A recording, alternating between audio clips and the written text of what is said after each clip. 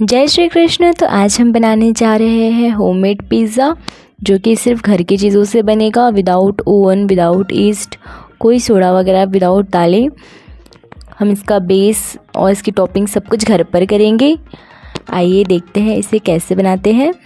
Let's cook. तो सबसे पहले मैंने यहाँ पर 1 कप मैदा लिया है और इसमें मैं हाफ़ कप गेहूं का आटा मिक्स कर रही हूँ। आप चाहे तो आप सिर्फ मैदा ही यूज़ करें। फिर यहाँ हम 1 कप इसमें दही, हाफ़ चम्मच नमक डालकर इसे अच्छी तरीके से मिक्स कर लेंगे। इसे मिक्स कर एकदम थोड़ा सा कुछ दाने चीनी के ऐड कर पानी डालकर इसे हम इसका एक सॉफ्ट सा डो लगा लेंगे। इसे हमें बहुत अच्छे तरीके से मिक्स करना है अपने हाथों की मदद से, जब तक कि सारा एक साथ ना हो जाए। जितना आप इसे मिक्स करें उतना इसे मिक्स कर ले और इसे ढककर आधे 1 घंटे के लिए रेस्ट करने रख दें।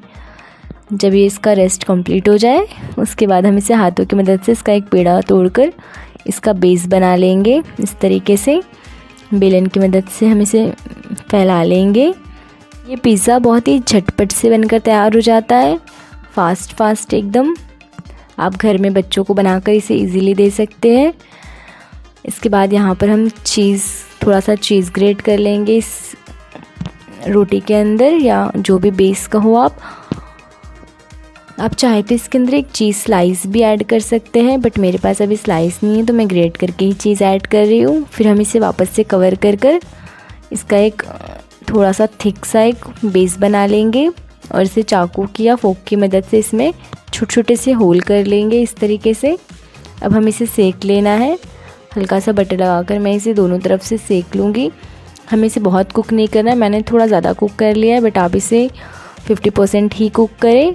इसके बाद हम यहाँ पर पिज़्ज़ा सॉस लगाएंगे। अच्छे तरीके से हम पिज़्ज़ा सॉस इसके ऊपर फैला देंगे।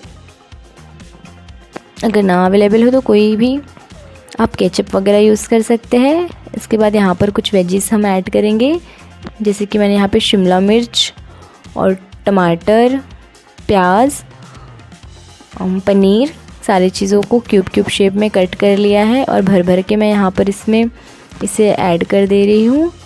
आपको जो नापसंद हो आप उसे स्किप कर दें और जो पसंद हो वो वाली वेजिस इसमें लगा लें।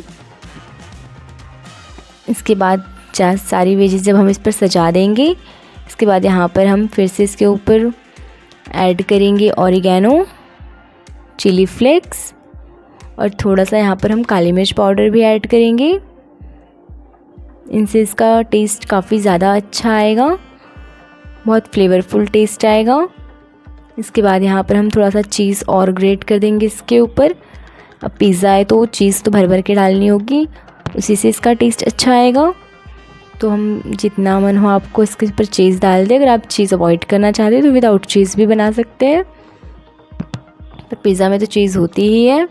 अब हम इसे ओवन में नहीं बना रहे हैं तो हम एक पैन ले लेंगे या कोई तवा ले लेंगे, हल्का सा उस पर बटर ऐड करेंगे और जो हमने ये पिज़्ज़ा बेस जो रेडी कर रखा है, बटर फैलाने के बाद हम उसे इस पर रख देंगे कुक होने के लिए। हमें एकदम लो फ्लेम पे इसे पकाना है, अदरवाइज़ ये नीचे से हार्ड हो जाएगा या जल जाएगा।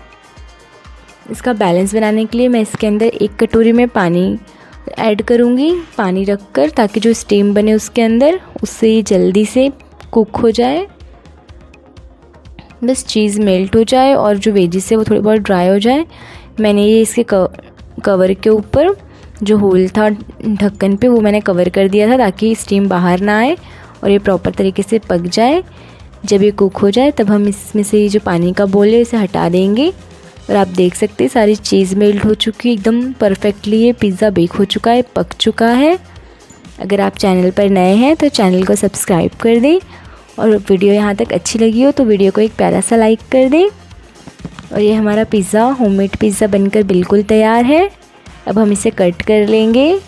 ये बच्चे बड़ों सबको बहुत ज़्यादा पसंद आएगा अगर आप इस तरीके से बनाएंगे तो, और ये खाने में भी बहुत ज़्यादा यम्मी है। मिलते हैं नेक्स्ट वीडियो में एक नई रेसिपी के साथ। तब तक के लिए अपना ध्यान रखें। राधे राधे। और कमेंट करके ज़रूर बताएं कि आपको ये रेसिपी कैसी लगी। बाय।